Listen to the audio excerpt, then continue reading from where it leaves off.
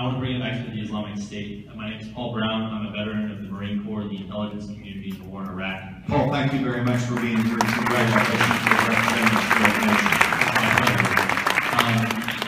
You may remember in September of last year, you voted for House Joint Resolution 124 to offer assistance to the Free Syrian Army to fight the Islamic State. Given what we know now about how they have not actually used all of that funding and resources to fight the Islamic State, and additionally how some of those resources have fallen into the hands of the Islamic State, would you do it differently, or rather, do you look back at that and see that as maybe we shouldn't have done that? What are your thoughts on that?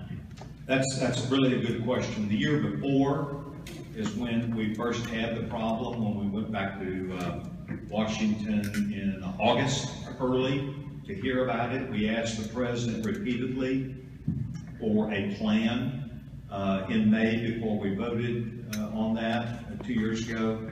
I made a trip. I had to do a trip, did do a trip where I was trying to understand how those mechanisms would be. And the administration, despite China, Russia, and Iran having stated position, we could not find a policy. It did not exist. Mrs. Clinton had a policy, and that was, let's wait until we have to do something and keep waiting. And that's what we've done.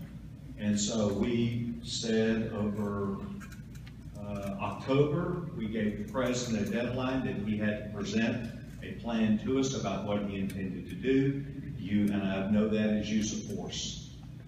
And the president has now given us a use of force, and by and large, one that we disagree with. Our new Chairman of Armed Services, Mac Thornberry, is holding hearings on that.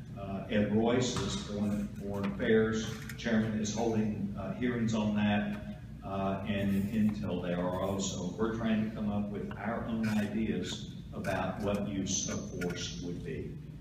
It was, in the scheme of things, a de minimis amount of money pending his opportunity. We took it out of existing money that we had. We did not authorize new money. We said we'll authorize some bit that would go, but no new money, and we asked the president, please give us your plan. He did not, so we've not given you more